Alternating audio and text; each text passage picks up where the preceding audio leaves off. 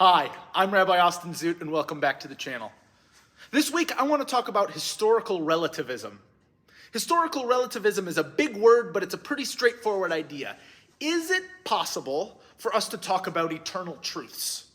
An example might be, can we decide, looking back in history, that people should be judged using the same moral and ethical yardsticks that we use today? Slavery is perhaps the easiest example we can look at, because right now, today, we can say that slavery is wrong, was wrong, and should always have been wrong. Everything we know about how we treat other people says slavery is bad, we shouldn't do it. And yet, when we look throughout our history, we see lots of characters that we deem ethically good who participated in an objective ethical evil. Thomas Jefferson. Is he an excellent guy who came up with great ideas?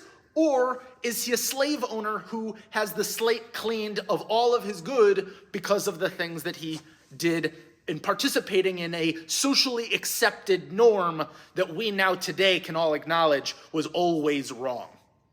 This is a really complicated question, and the Torah, our Judaism, is one of the places where historical relativism is most significant. Again, if we're continuing this conversation on slavery, the Torah, if it speaks in eternal truths, should come out and say, slavery is bad, you shouldn't do it, right? Well, that's not exactly what the Torah says. Instead, the Torah seems to say, while you're going to participate in slavery, here's how you do it in a way that is as kind, ethical, and thoughtful as possible. What are you supposed to do with that? Is Torah a holy document that is doing a bad thing in a kind way? Or is Torah a problematic document that's doing a bad thing at all, and it doesn't matter how nice we're trying to be around it?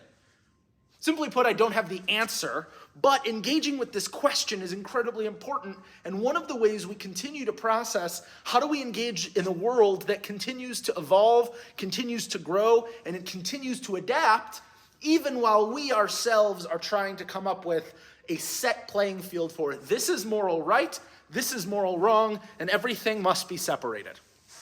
Now again, the concept of historical relativism is to ask the question, do we judge others relative to their time and place, or do we use our current understanding of ethics and modern values to judge everyone throughout history? I generally accept the idea of historical relativism.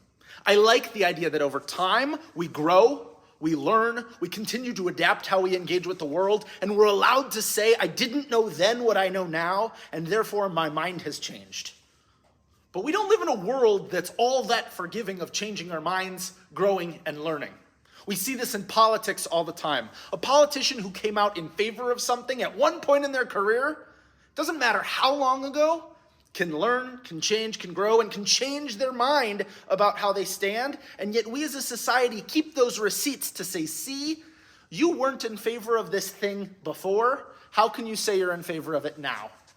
We're actually really slow as a society to accept, I didn't know that much before. I was young, I was ignorant, the world hadn't come that far, and I hadn't had that many experiences to teach me otherwise. Now I'm in this place, it's okay that I learned and grew. It's also okay, by the way, for people to have been hurt by your past opinions and for you to need to make amends for that. We saw this a lot with Democratic candidates for president in the last 16 years or so. We had many candidates who were changing their stance on issues of LGBTQ inclusion and legalizing marriage. We have a lot of politicians who over time said, this wasn't something I cared about, or even more problematic, this was something I opposed. But over time, I came to meet people, I came to grow, I came to understand that this isn't how I should vote, and so I'm changing my ideals. In the grand scheme of human development, and in the grand scheme of making our humanity better, that is good. It is good that people who used to think one thing learn more and change their minds. We should take that as a win. And yet, it's noteworthy that I share with you as a rabbi, I have received not one, not two, but 4 or 5 different petitions to sign in the last week. These petitions range from telling an administration at a school I attended that they are in the wrong, and The same exact conversation, but I got the petition on the other side telling the administration how excellently they're doing. I was asked to sign both of those petitions. I was asked to sign a petition to let Vladimir Putin know just how I think and feel about his actions in Ukraine. I was asked to sign petitions on any number of social issues. And generally speaking, I try not to sign petitions. I try not to put my name on issues like this. Not because I don't believe passionately in things. Clearly, as you can see, I care a lot about many of these issues. But I try not to put my name down because I have seen too much evidence that our world is not forgiving of signing your name at the bottom of a piece of paper that then is out in the world and you can be held accountable for what else is on that document. We're standing in a moment in history where I feel pretty confident with how I think and feel about many of the issues, but I might learn some more stuff. I might change my mind about the opinion I have today. And if I put my name in ink or digital ink saying this is something I believe today with the date, I'm not sure that date will be coming into account when I'm judged in future generations. Even worse, we have this habit of looking at the list and saying, oh, well, Rabbi Austin Zoot signed this petition, but so did this other person. Therefore, those two people are linked. They share a belief, they share an idea. And what happens if that person winds up being problematic in one way or another?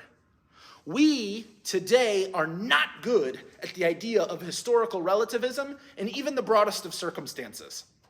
And yet, our slacktivism calls us to sign petitions and write our names down on all kinds of things that makes it so that in the future, we might be at risk for some incredibly problematic experiences of, I see your name on this piece of paper, and we're going to hold you accountable to it regardless of context, regardless of time and place, and regardless of what you might have learned or grown into in that time.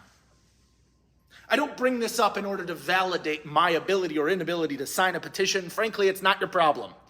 But what is our problem is that we exist at a period of time where we're continually asking ourselves, how do we fix the societal wrongs that are facing us? And how do we move quickly in making life better for those who are dealt an unfair hand? And how do we take responsibility for participating in that change? The more we make it difficult for someone to participate in that change and then hold them to an unacceptable level of accountability later, the easier it is to stay quiet in the background. How do we evaluate and judge the people throughout history who have made comments and made suggestions and made statements, and yet we now have enough evidence to say either they were wrong to think what they thought at the time, or they did it in a way that didn't work for us today? We have to continue to confront this issue of how do we make the world a better place, and how do we do it quickly enough that change happens, but also carefully enough that we don't break people and we don't hurt people along the way. This has been a lot of questions and not a lot of answers, and I get that. Because I can't tell you what historical relativism should be. I can't tell you how you should feel about a company making a comment on a subject like this, or signing a petition, or how we should handle any of these things. But what I can say is that this is an issue Judaism has been grappling with for centuries, and it's a conversation that isn't going away anytime soon. And we owe it to one another and to the work we're trying to accomplish to go slowly and carefully and say, we want to do good work for the world, but sometimes that incurs a risk. And are we okay with risking some of our own personal safety and our own personal accountability in exchange for doing what is right and trying to make the world a better place, even if history will look back at us and say, did they do that perfectly? I'm not so sure. We need to make some changes, and it takes bravery to make changes. We're not in a world that's very patient of the kind of bravery that it takes to make changes, but I'm going to call us to the task anyway. We have to operate in such a way that I should be okay signing a petition, saying this is what I think and this is what I believe, and being held accountable for I cared enough about something to say it with my name and with my title. Much more importantly than my fear of what if I get juxtaposed in the wrong way. That's a piece of growth I'm working on. And I encourage us to continue that conversation so that we might better engage in the topics that need our handling and need to be dealt with in meaningful ways. Thank you so much for joining this conversation. I look forward to hearing what you have to say in the comment section below. Like and share this video to others who might be able to participate in the conversation and get something out of it. Thank you so much and have a great day.